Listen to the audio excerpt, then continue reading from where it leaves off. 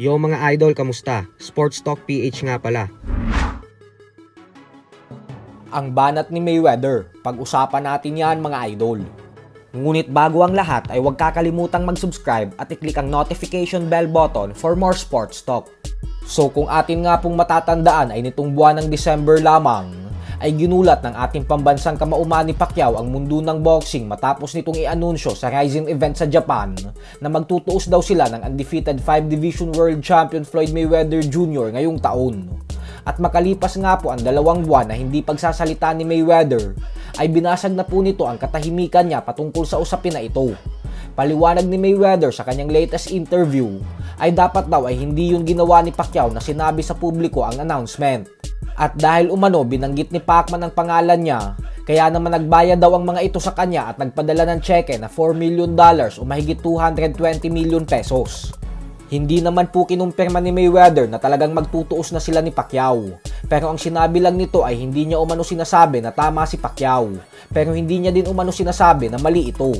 At patungkol naman sa sinabi ni Mayweather na binayaran umano siya ng $4 million nang dahil lamang sa pagbanggit ng pangalan niya ni Pacquiao, ay hindi po natin alam kung si Pacquiao mismo ang nagbayad sa kanya o kaya naman yung Rising Promotions.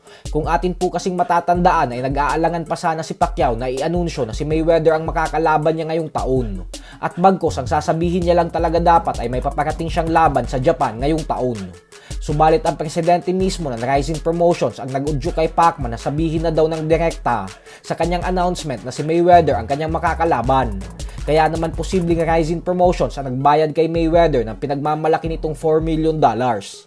Sa kabilang banda naman mga idol ay sa naganap nga po na public media workout kahapon ng ating pambato na si former longtime IBF Super Flyweight World Champion Jerwin Ancajas para sa kanyang nalalapit na world title fight na gaganapin ngayong Sabado kontra sa kapatid ng Japanese monster na Oya Inoue na si current WBA Bantamweight World Champion Takuma Inoue, ay talagang naging present ang halos lahat ng miyembro ng kampo ni Inoue upang pagmasdan at silipin ang ensayo ng ating kababayan.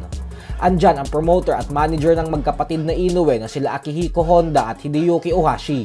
Pati na din ang ama ng mga Inoue ay present din sa gym. Subalit napahanga nga po ang mga ito kay Ancajas. Ayon po kasi kay Ohashi ay kahit umano hinihinaan lang ni Ancajas ang mga suntok niya sa training, ay andun daw talaga yung lagatik nito. Napakaganda daw ng aura ng ating pambato. Madami na umano silang nakitang boksingero katulad ng mga legendary fighters na sila Roman Chocolatito Gonzales at Ricardo Lopez. At base daw sa nakita niya, ay wala umanong duda na nasa level ng mga legends na ito si Ancajas. Si Ancajas na daw ang pinakamalakas na makakalaban ni Takuma Inoue sa buong professional boxing career nito. Kaya naman kung makalusot daw ito kay Ancajas, ay panigurado daw na mag-i-improve ito ng husto gawa ng madami itong matututunan sa isang fighter na kagaya kay Ancajas. So hanggang dito na lang po muna tayo mga idol.